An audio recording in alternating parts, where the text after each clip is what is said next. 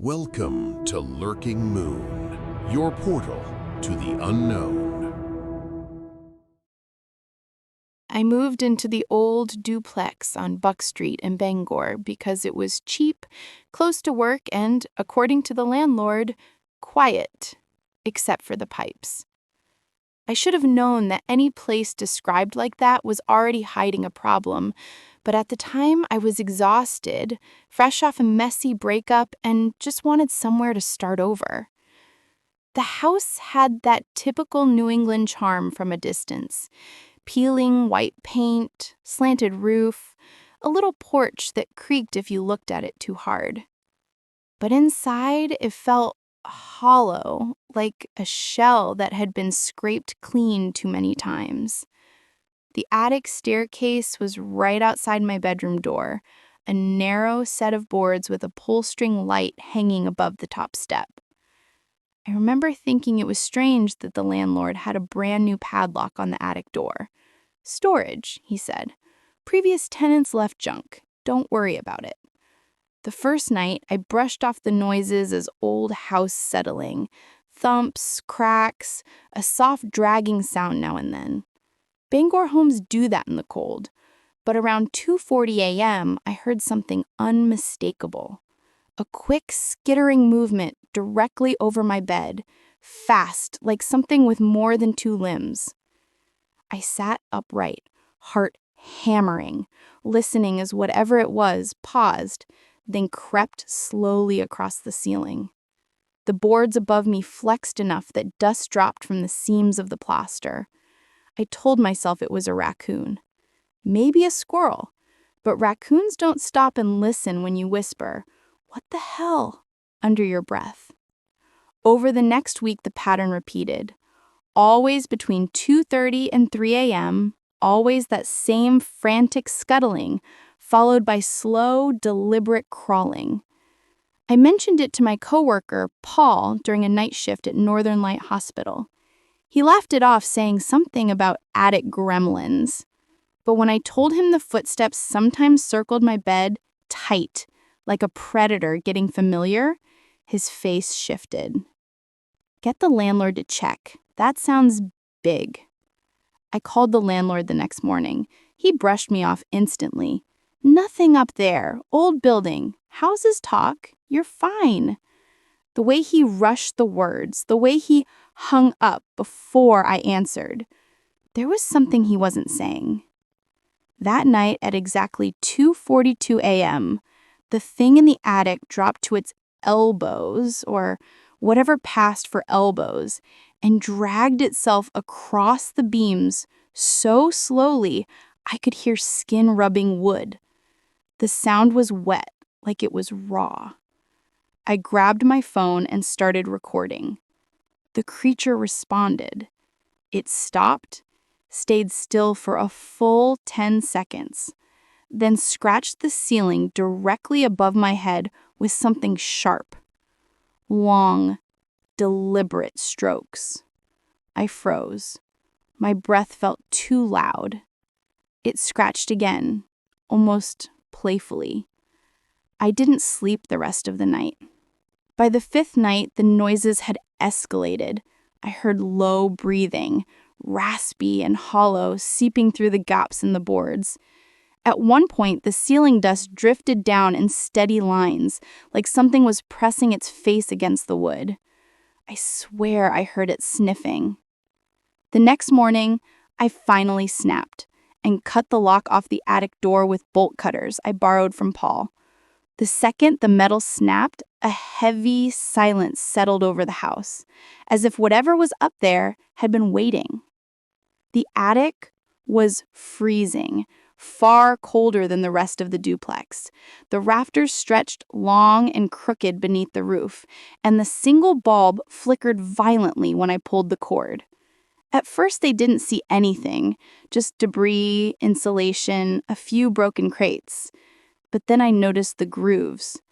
Dozens of them carved into the beams in sets of 4, each about the length of a hand, but too thin, too narrow, like the fingers of something emaciated.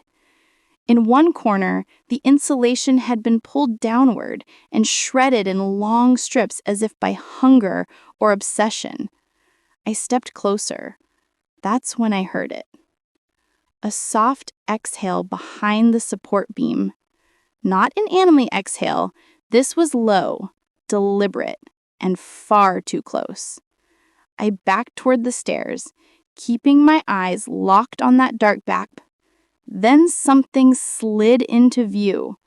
A long skeletal hand with elongated fingers bending in impossible angles as it hooked into the wood. The skin was gray, stretched tight, almost translucent. A second hand followed, dragging the rest of the thing with it. Its limbs were too long, its torso stick-thin, and its head low and featureless except for the dark slits where eyes should have been. Slits that opened, slowly, revealing large, black, reflective eyes that caught the light and pulsed red at the center. I stumbled back, hit the attic door frame, then sprinted down the stairs. The thing followed, but not fast, just crawling. Limbs clicking like brittle sticks. It stayed just out of full view, always hovering at the top of the steps, watching. When I slammed my bedroom door shut, the ceiling boards above me bowed downward, once, twice, like it was testing the strength. I didn't wait to see what came next. I grabbed my keys, ran to the car, and didn't return until sunrise.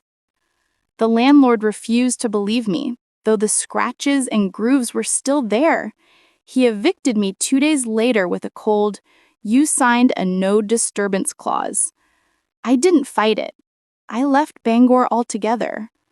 But some nights, around 2:40 a.m., I still hear light scratching in my new apartment. A soft, curious sound, like something trying to find me again. I never believed in demons, much less anything that could slip through walls and lean close enough to breathe into your ear. But that was before I moved into the old townhouse on Gaston Street, a place that looked warm and inviting from the outside. Brick facade, iron balcony, Spanish moss swaying like soft fingers. Inside, though, the air always felt heavy. Not haunted in the dramatic movie sense, more like someone unseen was constantly leaning over your shoulder, checking what you are doing. The kind of pressure that makes you turn around every few minutes, just in case you aren't alone. I had taken the lease because my sister, Caroline, insisted I needed Southern charm after months of burnout and a rough breakup. She lived across town and promised she'd visit every weekend. The landlord kept talking about how original the house was.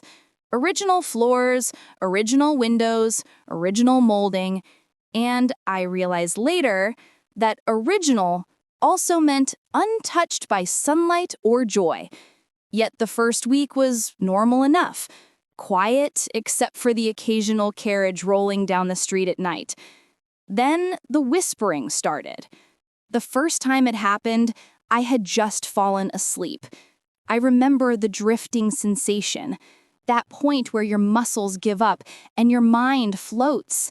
And then, in the softest voice, right against my left ear, Emily.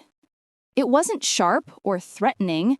It was intimate, familiar, like someone leaning close in bed.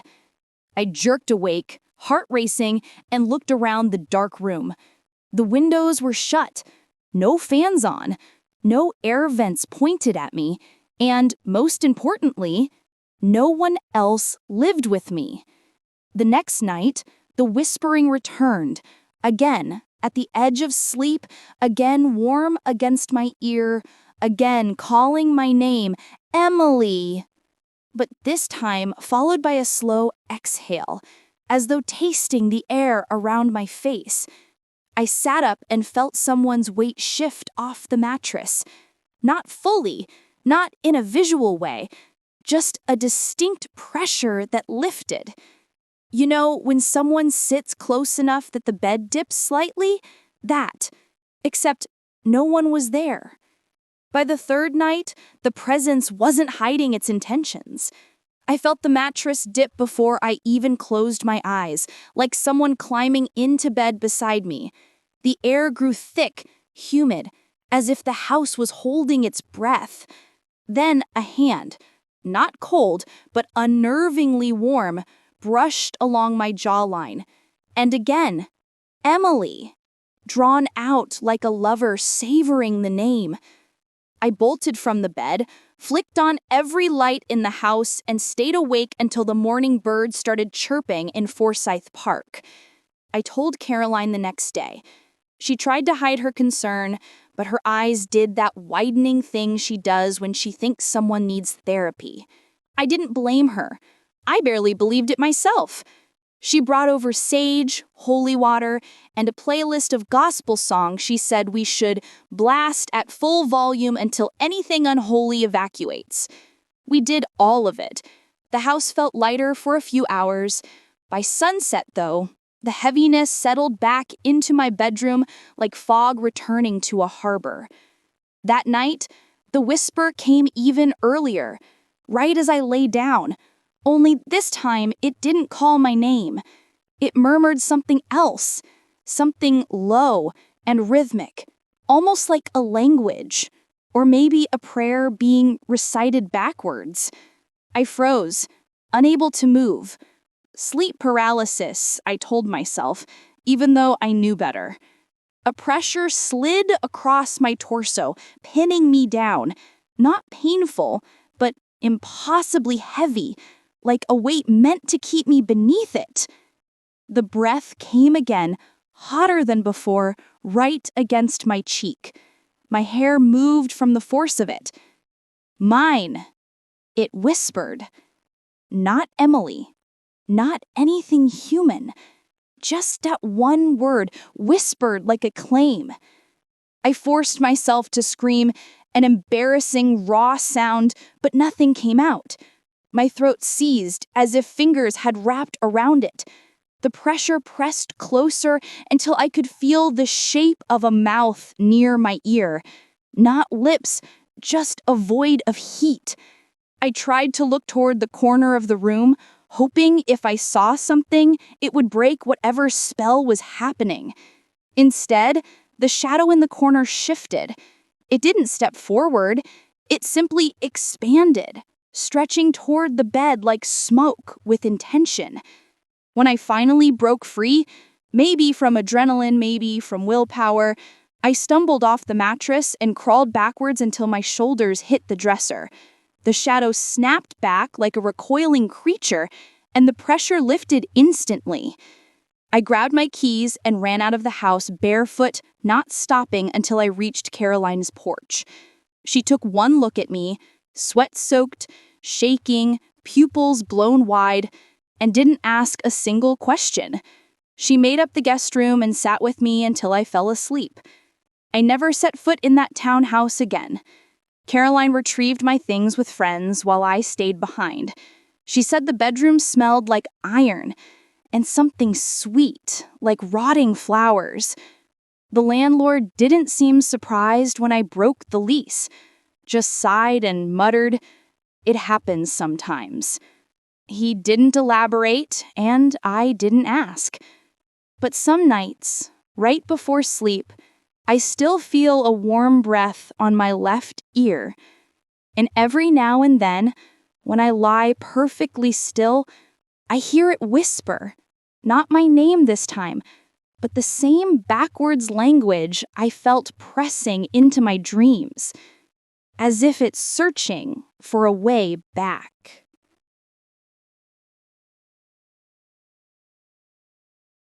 I've lived in Chicago for most of my life, in apartments where the walls were thin enough to hear your neighbors argue about everything from burnt toast to rent increases. So when I moved into a historic brownstone on Westbury Avenue, thick walls, vintage radiators, creaky wooden floors, I thought the silence would be a blessing. For a while, it was. Then the hall started breathing. Not literally, not at first, but the space between my bedroom and the bathroom always felt colder than the rest of the apartment. Not the kind of cold you get when the heat's off. This one felt inhabited, heavy, like the moment right before someone steps out from behind a door. I ignored it, blaming drafts and the old structure. But on the third week, around 1:30 a.m., I stepped into the hallway and saw it for the first time. A silhouette, pitch black, 8 feet tall at least, was standing at the far end of the hall, blocking the doorway to the living room. No features, no eyes, just a mass of darkness shaped vaguely like a person, except its shoulders were too broad and its head was tilted in that unnatural, curious way predators examine prey. I froze. The hall was narrow, barely 4 feet wide, and the thing filled almost the entire space. My throat tightened, and when I tried to move, my legs refused. Sleep paralysis. Standing up, my rational mind tried to explain it away. But then the silhouette glided toward me without taking steps, its edges blurring like smoke in motion. I remember collapsing into my bedroom and slamming the door shut. The doorknob didn't rattle, and it never tried to enter. But the feeling of being watched grew thick, as if the darkness behind that door leaned forward and pressed its weight against the air. I didn't sleep until the sun rose. The next morning, I called my best friend, Marissa, who's the kind of person that believes sage can cure anything short of death. She offered to stay the night. Nothing happened while she was there. No silhouette, no cold hall, nothing at all. She spent the night snoring on my couch and left convinced I was hallucinating from stress. I almost believed her. Almost. 2 nights later, I woke up to footsteps in the hallway. Slow, dragging footsteps, as if someone were sliding their heels across the floor on purpose. I sat up, pulse pounding, and listened as the steps reached my door and stopped. The air pressure in the room dipped, my ears popped, and the darkness under the doorframe thickened, like ink spreading through water. I couldn't breathe. My chest locked so violently that I fell sideways, gasping like a fish out of water. I grabbed my phone, but my fingers wouldn't respond, trembling and numb. The shadow didn't need to enter. Its presence alone squeezed the breath out of me. When I finally sucked in a full breath again, the shadow withdrew. I heard the footsteps drift down the hall, then nothing. I moved a lamp into the hallway after that, the kind with a motion sensor. It never turned on. Not once, even when I walked directly in front of it, as if the hallway didn't register living things anymore. The shaking episodes began a week later. I'd be heading to the bathroom when the silhouette would appear, suddenly, instantly blocking the doorway, its form swallowing every bit of light.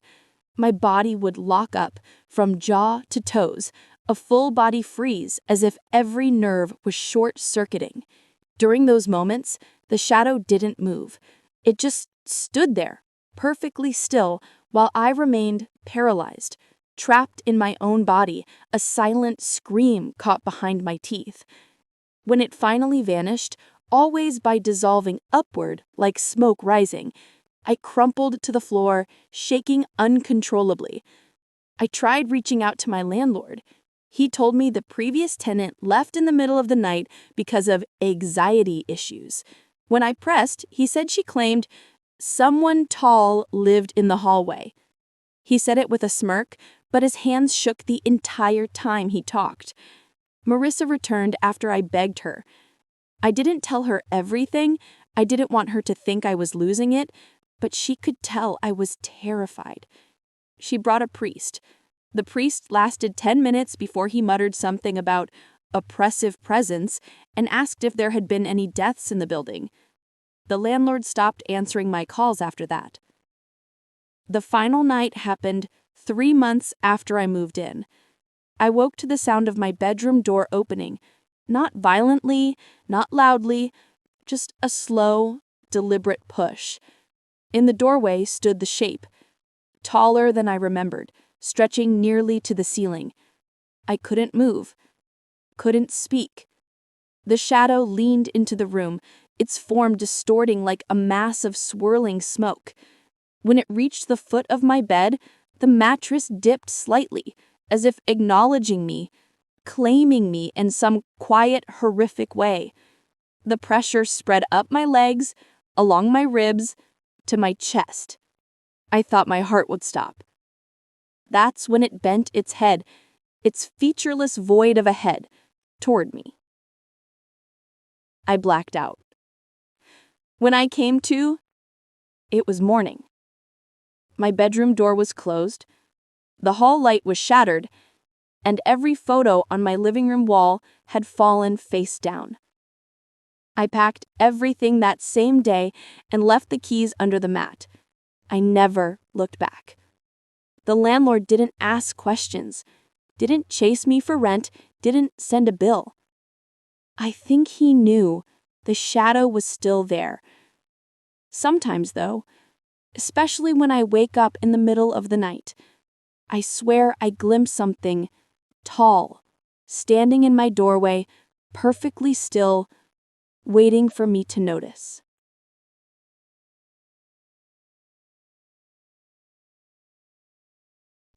I moved into the little rental on East Pine Street because it was cheap. Too cheap, really. But at 32 and working maintenance jobs around Tulsa, I didn't have the luxury of questioning blessings. The house was old, crooked, the kind that settled loudly at night as if clearing its throat. It had a long hallway with uneven floorboards, a cramped bedroom, and a living room that always smelled faintly of damp wood. Still, it felt manageable, quiet, safe enough. The growling started the second night. It was barely past midnight. I was sitting on the couch, half watching TV, when I heard a low rumble coming from beneath the floor. Deep, guttural, like something enormous exhaling. I muted the television and leaned forward. The sound grew louder, as if responding to the silence. I tapped the wooden plank with my heel. The growl answered. I jumped up and backed away, staring at the floor like it might split open. It didn't. The house went still again. I blamed the plumbing, the old pipes, animals under the foundation, anything but the truth. But the house wasn't done. The next morning, I found the floorboards near the hallway slightly lifted, just a fraction of an inch, like something had pressed upward from below. I crouched, pressing my fingers along the gap. The wood felt warm, almost feverishly warm. I jerked my hand back. That night, the growling returned, louder, closer. I lay in bed listening to the boards creak beneath me, each shift deliberate, as though something huge was crawling under the house. I kept telling myself it was raccoons, maybe a stray dog, but dogs didn't growl like that. And raccoons didn't drag claws along the planks, long and slow, like they were tracing the outline of my bed. I barely slept. 3 nights later, things escalated. I was brushing my teeth when I heard scratching, steady, determined from beneath the bathroom floor. The boards trembled lightly under my feet. I stepped back instinctively. Then the scratching stopped. A moment later, Something pushed upward, hard. The tiles bulged for half a second before flattening, as though something enormous had heaved its weight against the underside of the floor. I staggered back, heart pounding. "Hell no," I muttered, grabbing my phone. But who was I supposed to call? Animal control? The landlord? The police? "Hi there. There's a monster living under my house." Didn't sound like a call that ended with anything but a psych evaluation. I slept on the couch that night, wrapped in blankets like a cocoon. Around 3 a.m., the growling began again, directly under the couch this time. The cushions vibrated beneath me, like something breathing against them. I froze, hardly daring to inhale. The growl deepened. Then a heavy thud shook the floor, rattling the lamp on the table. I slept in my truck the next night. By the 5th day, the house smelled different. A damp, metallic scent filled the hallway, like rust and mold mixed with something sweet. The floorboards seemed darker, warped in places where the wood had bowed upward. Something had been pushing against them repeatedly. That afternoon, I decided to check the crawl space. I shouldn't have. But fear and curiosity make a dangerous combination. I grabbed my flashlight and knelt beside the hatch near the back of the house. The moment I opened it, warm air rushed out, wet, rancid, thick enough to make my eyes water. I aimed the flashlight inside. The beam caught claw marks everywhere, across the dirt, the beams, the insulation.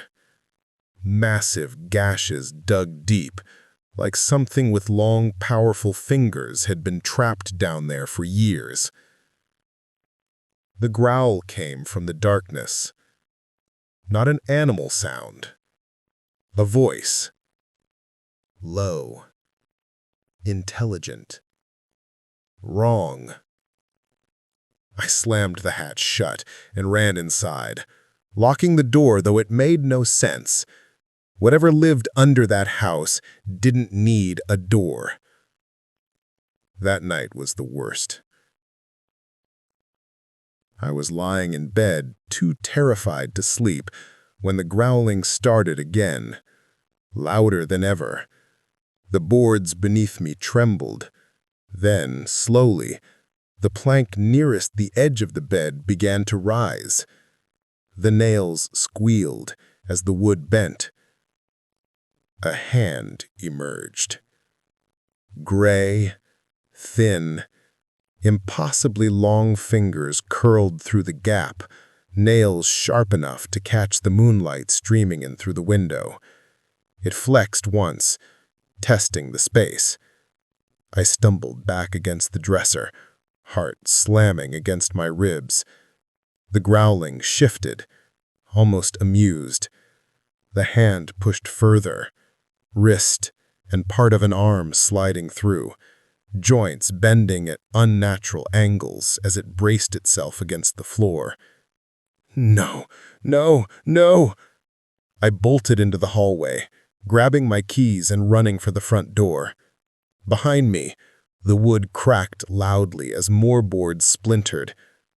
I didn't look back.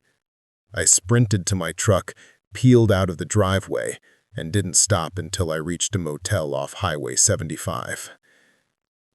I never returned to the house. The landlord called a week later asking why I'd disappeared. I told him there was something under the floor.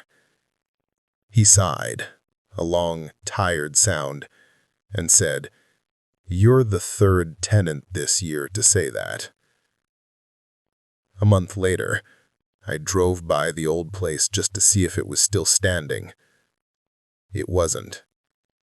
The house had collapsed inward. The floor caved in, as though something had finally forced its way through. Sometimes, late at night, when everything is quiet, I swear I can still hear that growling. Not from under the floorboards, but under my memory. Like whatever was beneath that house is still searching for me, and it knows the sound of my footsteps.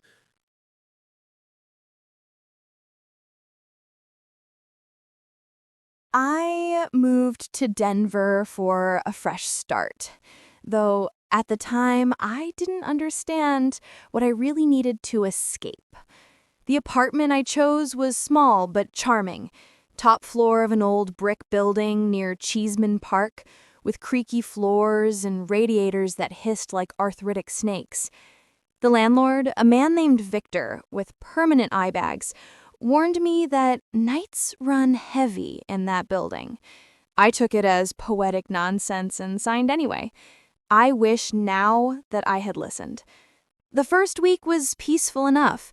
Cold air, city lights reflecting off snow, late-night sirens humming like white noise. But the moment I began settling in, emotionally, mentally, spiritually, the nights shifted. It started subtly, waking up at random hours, feeling watched, sensing my blankets pulled strangely tight around my legs. I blamed stress. I blamed seasonal depression. I blamed everything except what I should have blamed. The first real incident happened around 3:10 a.m. I woke with the unmistakable sensation of someone lying next to me in bed, not metaphorically, physically. The mattress dipped, the sheets tugged, warm breath touched the back of my neck in slow, steady rhythms. For a moment, barely conscious, I thought it was my ex, the one I'd spent years sleeping beside. I almost mumbled his name. Then I remembered I lived alone. My body locked up instantly. I didn't dare turn around. Instead, I listened, counted the breaths. Slow inhale, slow exhale, human-like, but too controlled, too deliberate. After nearly 20 minutes, the pressure lifted off the mattress. I heard the blanket slide, then the groan of floorboards as something stepped down. I didn't sleep again until sunrise. The next day, I tried to write it off as a dream. Sleep paralysis, maybe. But sleep paralysis doesn't leave your sheets wrinkled on one side and warm where another body should have been. And sleep paralysis doesn't whisper. Because 2 nights later, it whispered. I was lying on my side, drifting off, when I felt the mattress bend again. The shift was so gentle, so precise, that I could feel the exact moment the figure laid its head down beside mine. My breath caught. Then right against my ear, in a slow, airy exhale, came the faintest sound. Awake? Not a question, a statement. I bolted upright, flipping on the lamp, heart slamming against my ribs. The room was empty. Empty, but wrong. The air felt disturbed, rippling still, like something had just moved through it. I checked the entire apartment, even the closets, even under the bed. Nothing. But when I crawled back under the covers, the pillow beside mine was still warm. I considered calling Victor, but something told me he already knew. That strange line of his, "Nights run heavy here," kept replaying in my head. By the following week, the entity stopped pretending to be subtle. It began appearing earlier in the night, sometimes before midnight. I'd lie down, turn off the lamp, and within minutes, I'd feel the presence slide onto the mattress. The breathing always started first, slow and steady, like it was matching my rhythm on purpose. But what terrified me most wasn't the weight or the breath. It was the eyes. The first time I saw them, I had gathered enough courage to roll over, hoping, desperately that I'd seen nothing but darkness. Instead, I found myself face to face with a figure lying inches from me, perfectly still, perfectly silent, eyes wide open. They weren't glowing or monstrous. They were just wrong, emotionless, reflective, like two beads of polished stone set too deep into a pale, almost waxen face. Its mouth was slightly open, as if mid-breath. Its chest rose and fell in long, unnatural intervals. It looked both awake and asleep, simultaneously conscious and vacant. I tried to scream, but no sound came out. The figure didn't move, didn't blink, just stared into me with those dull, endless eyes.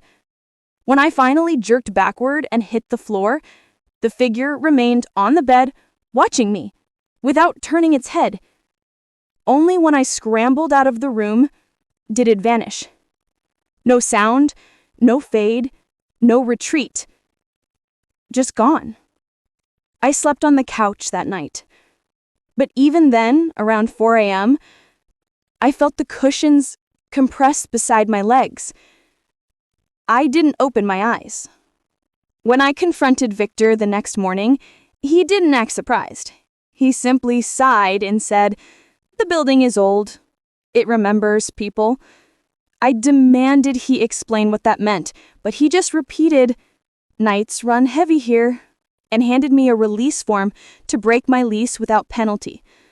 That night, my last night there, I slept in my clothes, suitcase by the door. I kept the lights on, kept my boots on.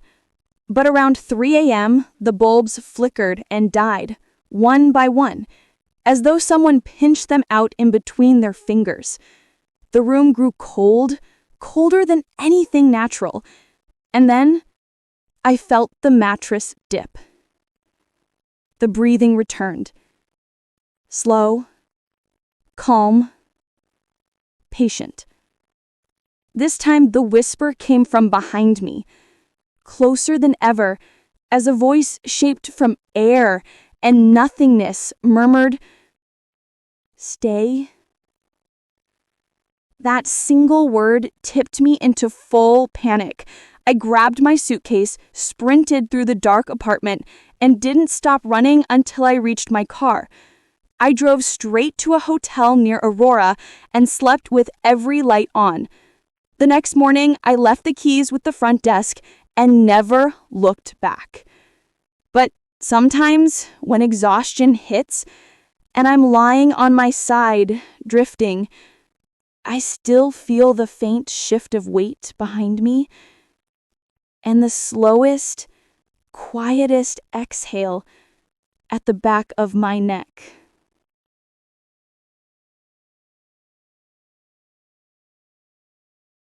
When I first moved into the duplex on Any Flanders Street in Portland, the landlord warned me the walls were thin.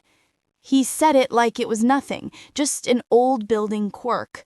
I took it as a heads up about noisy neighbors, not a supernatural threat. The place looked harmless enough. Big windows, creaky floors, the smell of rain slipping constantly through the cracks. I'm a sound designer by trade, used to background noise, so a little creaking didn't scare me. But the walls, those walls, were something else entirely. The first whisper came on my second night, right around 11:17 a.m. I was half asleep when I heard my sister's voice, Claire, coming through the shared wall between my bedroom and the living room. Clear as if she were standing right next to me. "Em," she whispered, soft and familiar. "Come here." I shot awake, confused. Claire lived 3 states away in California and had never even visited the duplex. I stumbled out of bed and opened the bedroom door, expecting, hoping, to see a TV left on or maybe a speaker glitching. But the house was dark and still. The whisper came again, this time from the opposite wall. "Em, help me." My stomach dropped, not because of the voice, but because of the tone. It wasn't quite right. It had Claire's cadence, her breathiness, but there was a second layer beneath it, like someone else speaking in unison, half a beat behind. The next morning, I called Claire. She was fine, getting ready for work, laughing at my description of the voice. "You're just stressed," she said. "Your brain is replaying things. Happens." I almost believed her. Almost. The whispers continued the following night, except this time it wasn't Claire. It was my mother. My mother has been gone nearly 10 years. I recognized the voice instantly. A little rasp at the end of each sentence, a warmth that always made me feel safe as a kid. But nothing about hearing it coming through the drywall at midnight felt safe. "Honey," the voice whispered, "I'm right here." I pressed my ear against the wall. The whispering grew clearer, rising and falling like breath. "You're not alone," it said. Then quietly, perfectly in my mother's tone, "Let me in." I stumbled backward, shaking. My mother never said those words, not once, not in life. The entity, or whatever it was, had started improvising. Over the next week, the voices multiplied. Sometimes they mimicked people I hadn't spoken to in years. My college roommate, my childhood neighbor, even my ex. Each voice was perfect at first, but always slipped eventually. Too many syllables, a word out of order, a strange breath in the wrong place. And always, beneath it all, the same undertone. A deep, almost insect-like clicking hidden behind the human sound. I tried ignoring it, but the walls didn't want to be ignored. They whispered when I cooked, when I showered, when I tried to watch TV, and every night, without fail, they whispered while I slept. The entity learned fast, mimicking laughter, crying, pleading, every emotional hook possible to get me to react. The worst was when it mimicked children, little voices calling from the walls, whispering my name in sing-song tones. The night everything escalated, it used my father's voice. My father has been dead since I was 18. "Emily," the voice said behind my headboard, "open the door." There was no door on that wall. I covered my ears, the voice grew louder. "Emily, it's cold. Let me in." My father used to say that jokingly when he forgot his jacket on fishing trips. This wasn't a joke. The voice sharpened, flattening into something less human. "Let me in." The drywall bowed inward, just slightly, but enough for me to see the movement. A bulge pushing forward from within the wall, bending the plaster like something was pressing its face against it. I grabbed my keys and ran. I spent the night at a 24-hour cafe on Burnside, shaking, trying to convince myself I wasn't having a psychological break. But when I returned the next morning, exhausted and jittery, the wall beside my bed was cracked, hairline fractures branching outward like veins. From the center of the cracks, faint scratch marks spread outward in long, claw-like lines. I called the landlord. When I told him what happened, he didn't sound shocked, just tired. "The tenant before you complained about voices," he finally admitted. "She broke the lease after a month." When I asked him if he believed her, he hesitated long enough to give me my answer. I moved out the next day. It's been months since I left Portland, but every now and then, late at night, when things are too quiet and the house settles, I swear I hear someone whisper my name from behind the wall. Not loud enough to be certain, just enough to freeze me in place. Sometimes it's my mother's voice, sometimes Claire's, sometimes a voice I don't recognize at all. But always, always, there is that faint clicking hiding underneath. Like it's learning a new voice. Like it's getting closer.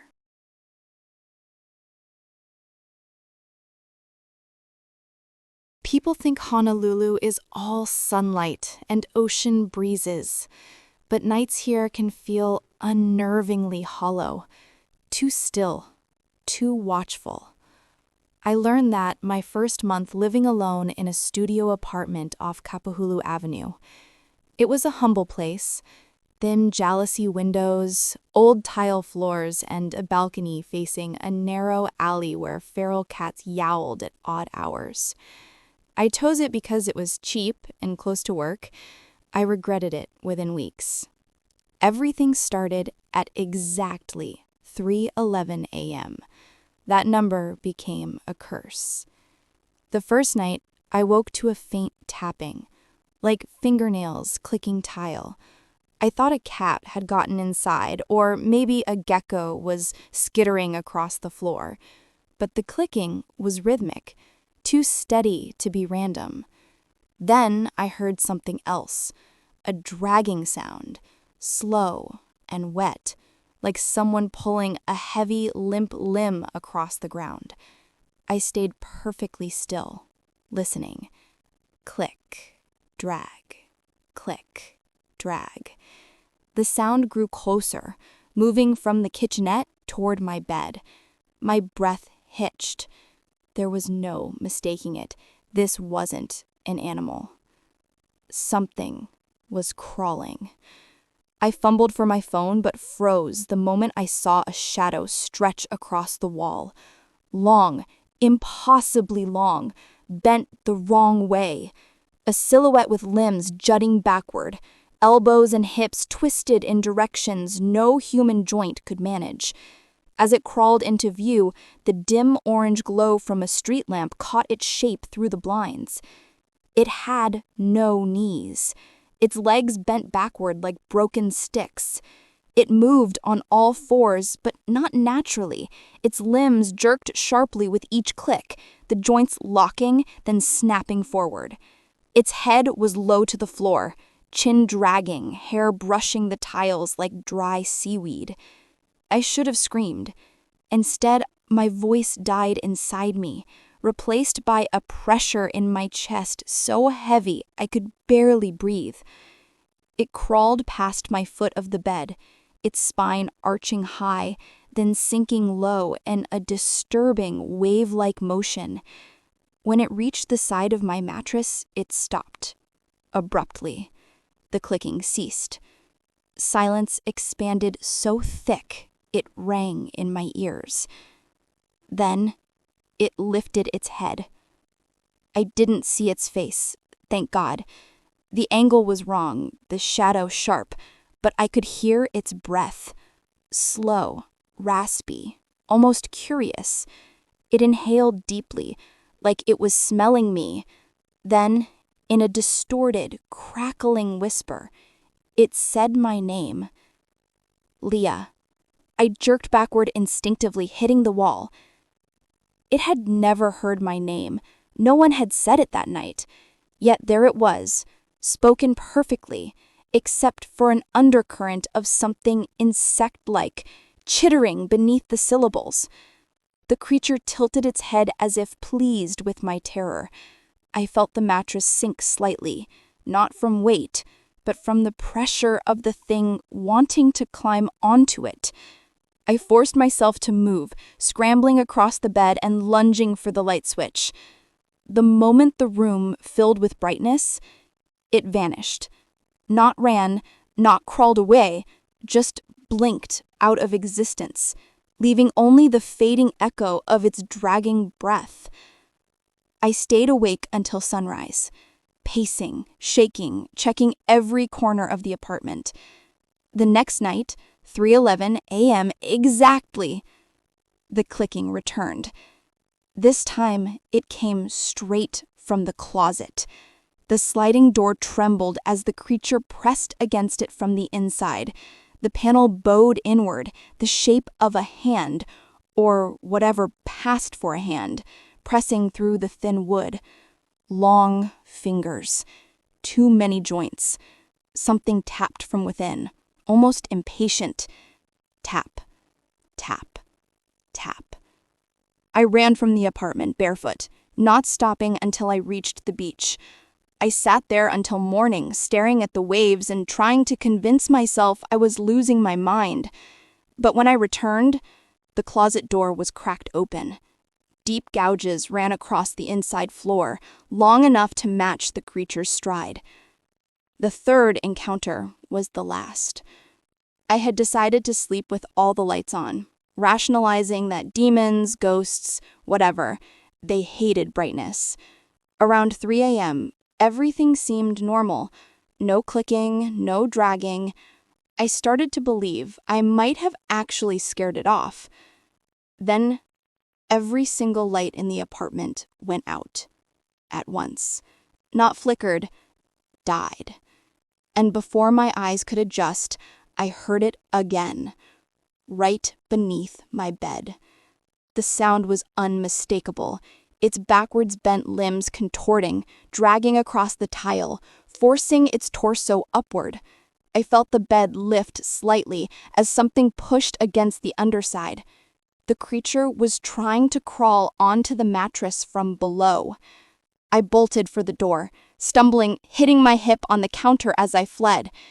The moment I stepped outside, the apartment behind me shook violently, as if something massive had slammed against the walls in frustration. I never went back. The landlord didn't ask questions when I terminated the lease. He only said one thing as he handed me the paperwork. "You lasted longer than the others." I live with my aunt now in Kanohe. Peaceful, quiet, surrounded by family.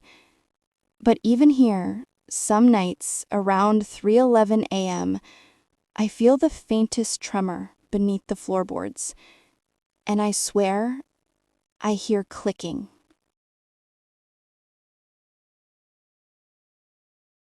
Charleston has a way of pretending it's gentle. Cobblestone streets, pastel houses, warm salt air rolling in from the harbor. Everything looks soft, slow, harmless. But the nights here can feel older than the city itself. And my townhouse on Bogard Street carried that weight from the day I moved in.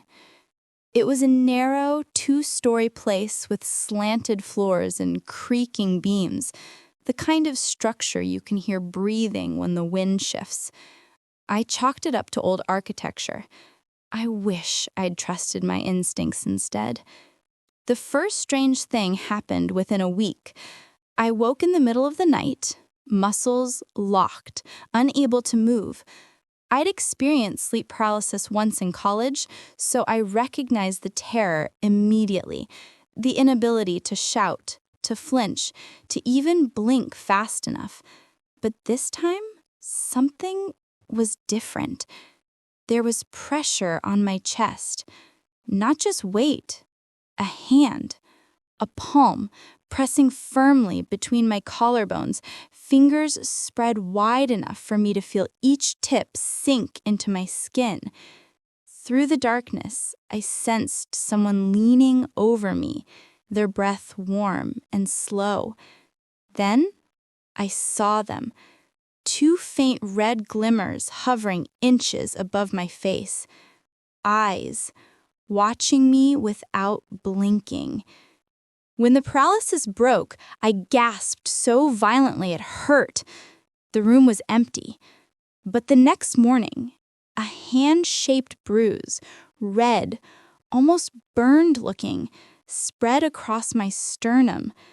I told myself I had pushed too hard during a workout. Lies can only carry you so far. The second night was worse. I woke again, pinned to the mattress, but this time, the entity wasn't silent.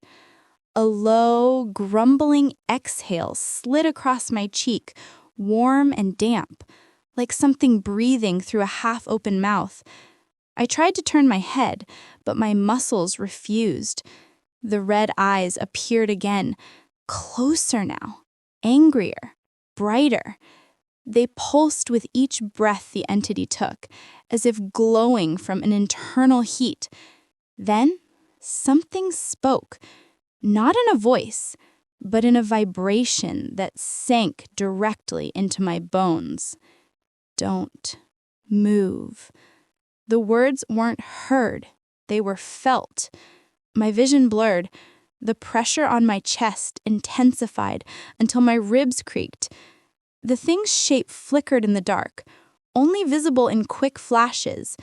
Long fingers, elongated arms, a face too close, too wrong.